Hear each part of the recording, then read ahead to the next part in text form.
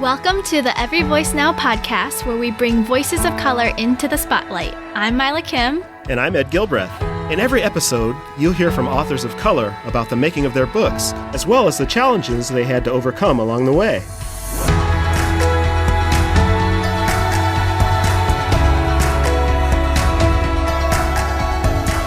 Hi everyone, Helen Lee here, producer of the Every Voice Now podcast, and I'm excited to introduce today's episode featuring Lamar Hardwick, author of the IVP book, Disability and the Church. I was really fortunate to get a chance to interview Lamar along with my co-host and good friend Ed Gilbreth, and we were both just blown away by so many profound thoughts from Lamar. He has been on this amazing journey ever since he was diagnosed with autism at age 36, and he's had to go through this process of trying to understand himself and become self-aware in a manner that probably we would all benefit from going through ourselves. But what really blew my mind was how he has created an analogy between his own experiences coming to grips with his autism and where the church needs to go with its own process of self-awareness. And Lamar will explain this way better than I ever could. So let's dive in and let you all listen to this amazing conversation we had with Lamar Hardwick.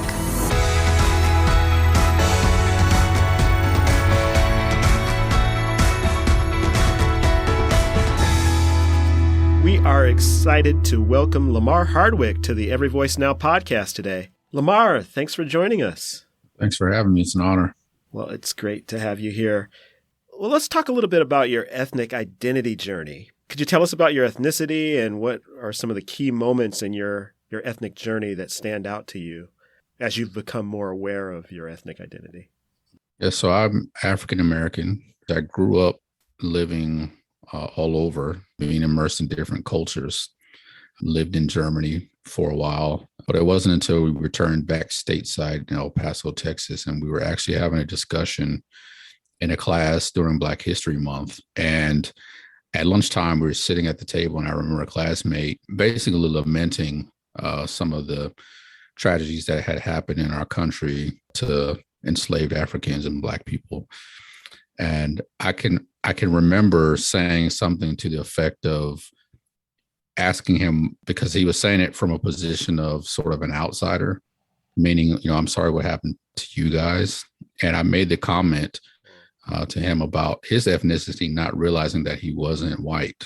And so he was Hispanic, but for the first time I remember it, despite living all over the world, that was the first time I can recall the reality that there are more ethnicities than just Black people and white people.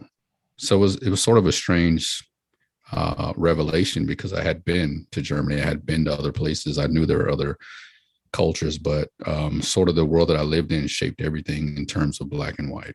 Lamar, did you ever have any particular points in your own understanding of your ethnic background that stand out to you? Either something that was a moment where you felt really glad to be African American, and other moments where you might have felt less than glad? Yeah, I think there's probably both incidents, moments where I felt glad and moments where I did not. I think one that probably stands out is learning, similar to the revelation I just talked about, is learning that everyone as a young boy did not feel the same way about my Blackness as I did. And so where there were definitely moments and times in my life, and even just being, growing up in a family that sort of celebrated that and wanted us to have the confidence in who we were created to be, there were just multiple times, and particularly coming back to the States. We left to go to Germany when I was fairly young. I think I was in the first grade. And so you didn't get the same sense that everyone was not as accepting of Black people living overseas as I did coming back. And so that was eye-opening to me, that everyone was not as happy about the fact that I was happy about who I was. Tell me a little bit about Lamar as a kid. Would Lamar as a kid, elementary school or maybe just whenever you want to place yourself. Would that Lamar have expected that you would write a book? Was that something that younger Lamar was thinking about at all? Did you love writing as a kid, or is it just a dream that emerged later on in your life? It's a good question. I think younger Lamar would probably not be surprised, mostly because I was an avid reader. So I loved books. I love stories. I love documentaries and biographies. I always wanted to read about how something happened, how that person got to where they are. My mom says that I used to read so much she would have to come in at night and take books off of my face because I would fall asleep. Yeah. So I've always loved books. I was the nerdy kid who would read the encyclopedia and just, things that other kids didn't do. So I don't think that the younger me would be surprised that I started writing, just because books have always been a central part of my world. And that's how I actually learned to understand the world around me, because I had some challenges growing up socially. I didn't understand people all the time, but books gave me a window into how the world worked. You had written in your book about your autism diagnosis when you were in your 30s. Mm-hmm. So it took a few decades before you got to that point. So tell us about how that diagnosis either helped or hindered your own journey to being a published author. Yeah, I think the first thing that I should note, and I tell people this, is I wasn't diagnosed until I was 36, but around age 7 or 8, I knew that there were significant differences between me and other children. I just didn't have a label for it. I didn't know what to call it. We weren't as educated back then as we are now. So I've sort of stumbled through life, having some success, but they're very rough successes. So my diagnosis came as a result of me hitting what I call the proverbial wall back in 2013. As I was transitioning out of the role of a youth pastor into the role of lead pastor. And I had a really difficult time to the extent I finally decided to try to get someone to help me to figure out, why have I struggled with these things my entire life? It doesn't seem like I could make myself become the person that everybody seemed to say that I should be, but I couldn't necessarily be that type of person. So having the diagnosis in 2014, it was two parts. It was sort of a relief, because I, for the first time, felt human. I felt like all the ways that I was characterized as a child and even in my early adult years wasn't because I was weird or weak, or a lot of the ways that I was characterized. I was just human, and it was okay to be that. But then also as a little bit of grief. Because it was like meeting myself for the first time. The person who I thought I was presenting to the world was much different from what people experienced. So I actually stayed with the therapist that diagnosed me for almost 2 years, my wife and I, just to sort of unravel that. And during that process is when it started to become more helpful for me, because now I had the language to describe how I experienced the world, and I could teach others how I experienced the world. And it made me a better communicator, which in turn helped me to be a better writer. And so a lot of the reason why I had the platform that I have now, and being able to write and people appreciate my writing, is because of that diagnosis helped me to formulate language that helped people to understand my journey. Yeah, I'm so glad, because obviously we have so much now that we are able to talk about and learn about and share about and learn from you, because you have gone on that journey. But it's interesting, because in your book you wrote these words, they're difficult to read, but you wrote, "I am often grieved by how subtly we suggest that the disability community hide and live in shame," which of course is like the exact opposite of what you were able to experience yourself, coming to that knowledge of your own self and becoming and feeling more human. So just talk a little bit about that shame that you see that can occur in the disability community, and how have you and your book tried to address that point of grief? Yeah, great question.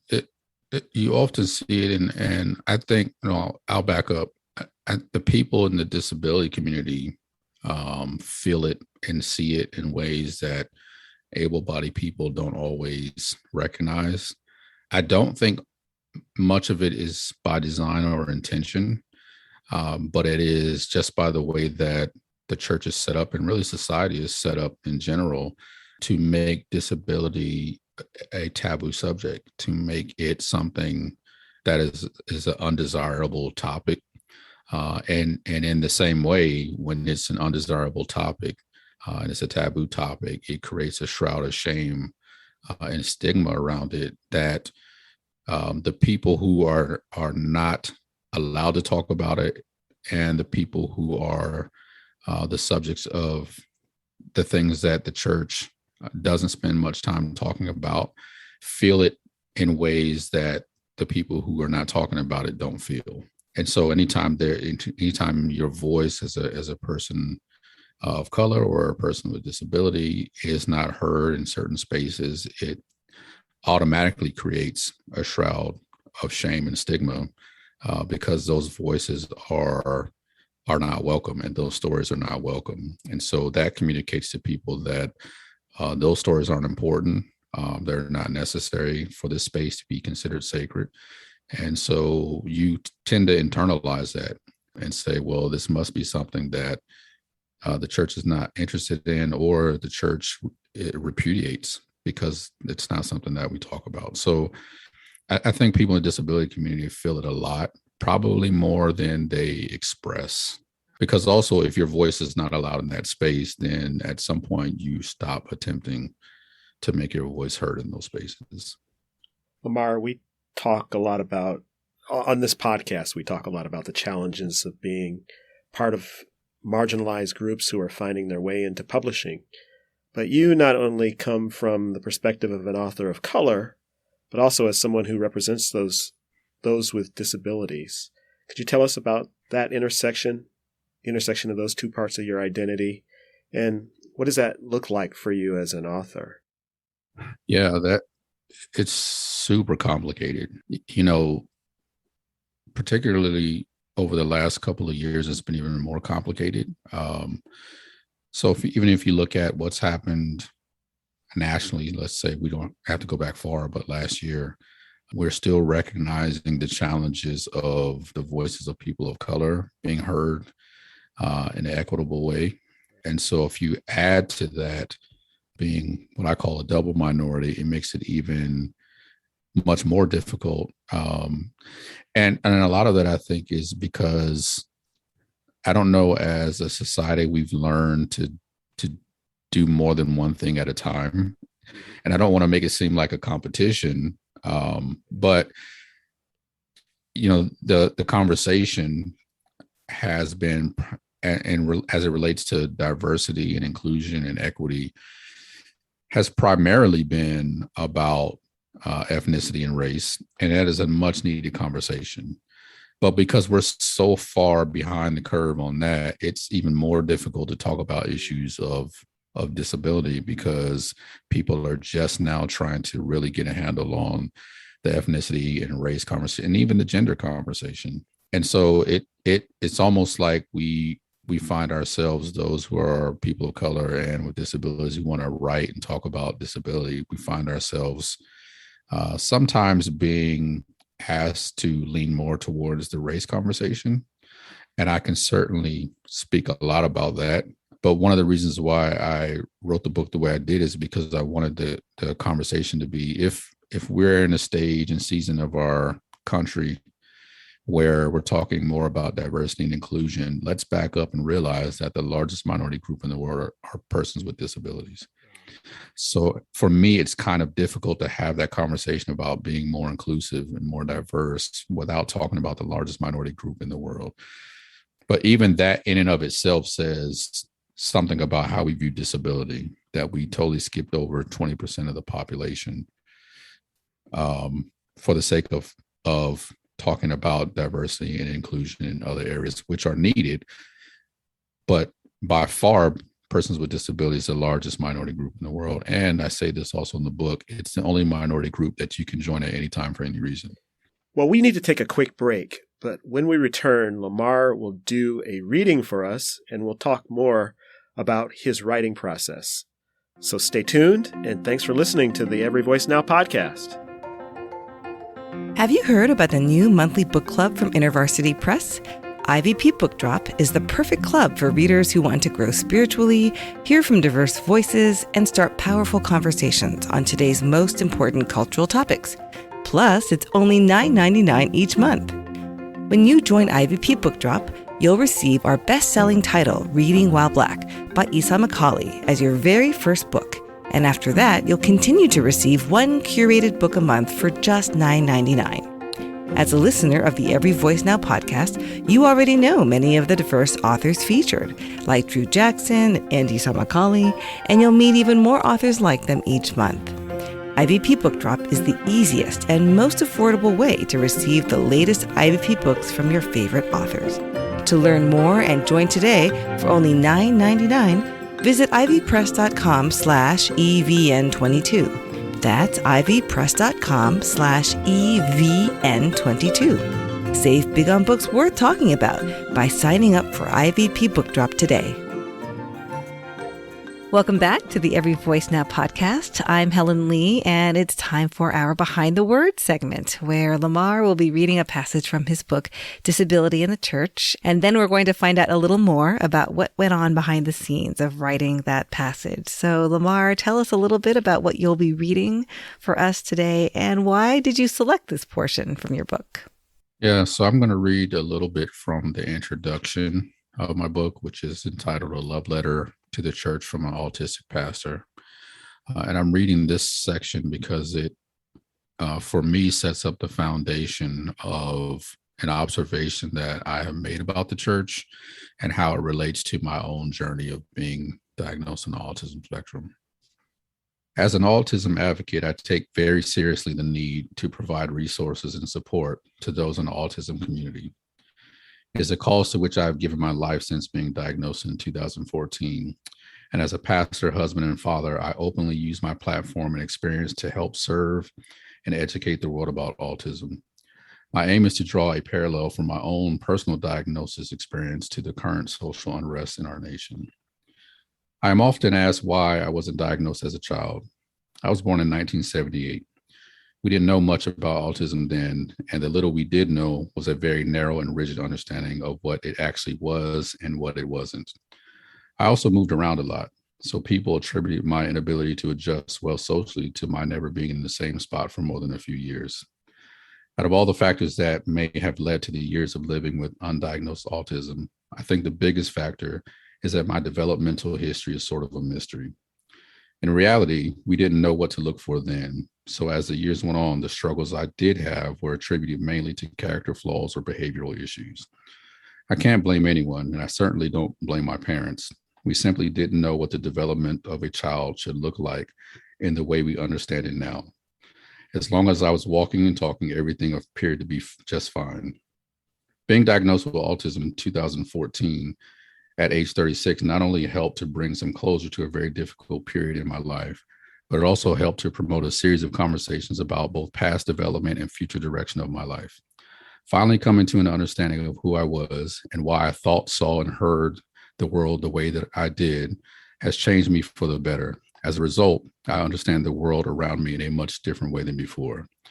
Here's where I'd like to draw a parallel. In a time of social, civil, and racial unrest in our country, I believe that the church has lived with the same silent struggle that I experienced until a few years ago. Like me, the church has excelled despite her difficulties. She is indeed a great institution. She has grown up and had a lot of success, but she has still struggled. And many of her self-taught coping strategies are no longer working. I believe that much like my story, her story of success has finally driven her into the spotlight. And with that spotlight comes the need to address some deep internal struggles. Like me, the Christian church has a mysterious developmental history. She has been left to grow into adulthood without understanding herself fully. Her history is hazy and her memories are minimal. The result is a church that struggles to find herself and appreciate both the beauty and the burden of living up to her fullest potential by embracing her ideals and core values that all people are created equal. As a child, I learned to give my life to something greater than myself. As an adult, I learned that one of the secrets of fully devoting your life to something greater than yourself is having the courage to look outside yourself to get the best understanding of who you really are. For me, that meant having the courage to listen to people comment on their experiences with me. It meant learning to unlearn how to deny, defend, and dismiss what everyone else seemed to know about me except me. It meant asking myself a tough question. What do people experience when they experience me? It's a dangerous question, but it's the question that led me to my diagnosis. It's the question that led me to the conclusion that everyone can't be wrong. And while I'm sure that there are some people who are making comments about me only for the sake of divisiveness, there were enough incidents and verifiable evidence to suggest that I take their objective observations seriously. It is time for the church, as great as she is, to find the courage to ask the questions that I had to ask myself. What do people experience when they experience the church? And what part of what they're saying is true? Wow, that analogy is incredible. Yes. Yeah, it's powerful and profound. I agree. That's the question for the moment right now. We had the wherewithal and the honesty and self-awareness to be able to honestly ask that question as the people of God, I think, can make a huge difference. Yeah, I think what you're suggesting, Lamar, takes incredible courage to be able to say, I want an absolute honest reckoning with who I am, and I want an absolute honest view of who I am. I don't know. I feel like we haven't quite seen that response from the church, especially in the wake of more recent scandals, more recent challenges and issues that have cropped up all over the place. Do you have any suggestions for how the church more broadly, or church leaders in particular, can start to travel that road and reach the point that you did of being willing to ask those hard questions? Any insights there that you could offer? Yeah, I think that, oftentimes people will commend me for how self-aware I am. But a lot of that self-awareness came to be by developing the discipline and the practice of paying attention to what people were experiencing when they were around me. So self-awareness cannot be totally attained by only being aware of how you feel about you.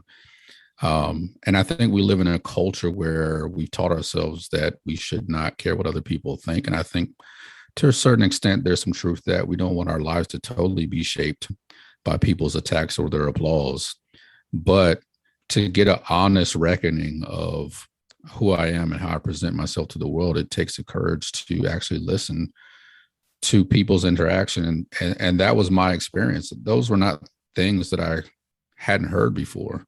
I heard it my whole life for people's interactions with me socially. It was coming to a place of having to finally say, everyone can't be wrong. There are enough people who are having negative experiences with me, even if it wasn't my intention. So I think listening to the voices of people who are outside of the church and what they're saying, but then also having the courage to say whether we intended to hurt them or not is not the issue.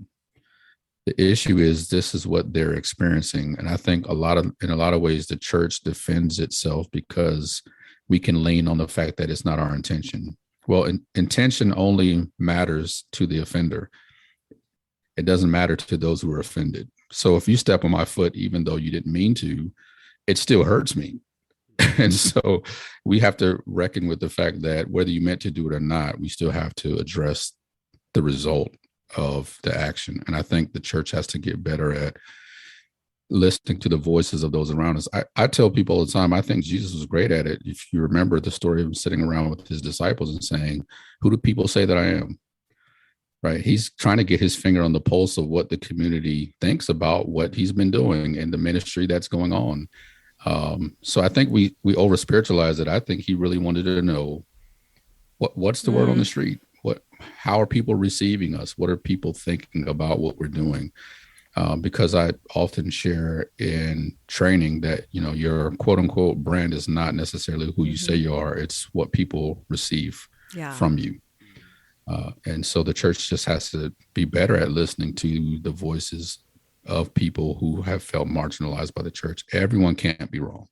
Could you tell us about some of the reactions you've received about the book from the church? Have people been responding with love, or have you had to weather any critiques or criticisms for what you've written? Yeah, I'll start with the criticism first. In anything you do, when you try to write something that speaks to the nature of the church and the experiences of persons in the church that are not the dominant culture, I think there's always going to be some pushback. There's always going to be some critique of that, which I totally understand. That's our natural response. It's like family systems theory. Anything that changes in the system is always going to seek to protect itself at all costs. On the other hand, there's been a great receptivity from a lot of people who are appreciating the book, and a lot of the people that are really receptive to the book have been persons who this directly impacts, who have also had struggles with the church. So part of what I try to do with the book is to write it, have enough theology in it that will interest pastors, but also make it accessible enough for the average everyday family that's impacted by autism or disability. A quick read that they can read and understand, and then say, these are the tools that I need to go to my church and explain to them why we need them to be more inclusive of my child with autism, or my daughter with Down syndrome, or my elderly father with dementia. So those are the people who have really been receptive. But churches as organizations, I've found, and I'm not going to say they're not receptive, but I have not had as much interest as far as approaching me about, unpacking further the book, or speaking about it further, or even interested in learning more. So tons and tons of families in the churches, or families with disabilities that are trying to get into the church, very receptive. But as organizations, there hasn't been as much receptivity or response as I would have liked to have seen. What do you attribute that to? Or have you thought about why that's the case? Lots of reasons. I think it's still a very taboo subject. I think I don't want to say that churches are disinterested. I think there are a lot of other things that churches are struggling with, and then you slap COVID in the middle of this. And so there's just been a lot of churches that are struggling to hold it together, that are struggling to rebuild, to retain membership. But then I think, just as a general, even if COVID hadn't happened, I think one of the general things that we're always fighting against is that it's not, in most churches, I won't say in all churches, but in most churches, it's not the primary source of concern as far as how the church is constructed in terms of their mission, vision, and values. And I talk about that in the book, where Jesus teaches about the banquet. He teaches about a party while he was at a dinner party. And he says in the story that he sent out the servant to invite the lame, the blind, the cripple, and the poor, those who are on the margins. And the servant does that, and he comes back and says, and there's still room for more. And what I think happens a lot in our churches is that we built it backwards. So if we don't start with the disability community in mind, it's very hard to fit them into our conversations, our budgets, our visions. But if we start with that community in mind, and really any marginalized community, there's always room to do everything else that you want to do in your church. And so I think the reason why it's tough is that we built, and particularly in the West, we built our churches backwards. So it's always going to be an uphill battle to get people to participate in this conversation. Wow. So much profundity coming from Lamar, and I can't wait to keep this conversation going. We need to take a quick break, but when we return, we will continue more conversation with Lamar, and we're going to find out a little more about his personal writing habits, maybe a few quirks. So you'll also find out how to get a special discount on his book, Disability in the Church. So stay tuned, and thanks for listening to the Every Voice Now podcast. Mila, it is incredible to me that IVP is about to turn 75 years old. Do you believe that? That's amazing. I know, that is amazing. I mean, considering that so many book publishers have come and gone during that time. And so I'm so grateful to be part of such a long-standing legacy. Well, it's a testimony to IVP's commitment to publishing quality books, not to mention books by a diversity of authors. And this has been IVP's MO for the majority of its history. Yeah, and we keep finding more voices of color to highlight each and every season. And so visit everyvoicenow.com to find out how you can get a great discount on today's featured book and many more. You are listening to the Every Voice Now podcast, and I'm Ed Gilbreth. Today, we've been talking with Lamar Hardwick, author of Disability and the Church. And keep listening to find out how you can get a special 40% discount on this book at ivpress.com. But first, let's find out a little bit more about your writing habits and quirks, Lamar. Think about a time when you had writer's block or when it was really hard to keep going. What did you do to push through?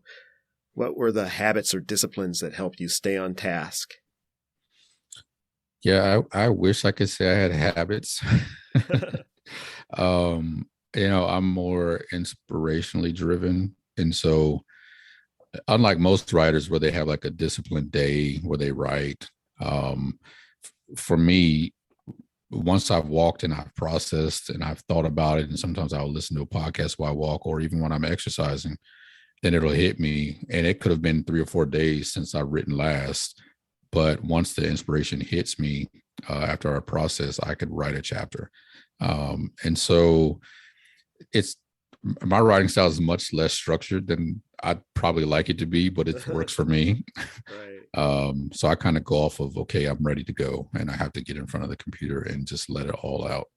And sometimes, like I said, it can end up being an entire chapter plus in one sitting. Are there other authors you model yourself after or whose habits and quirks have made an impression on you? I'm a huge Malcolm Gladwell fan.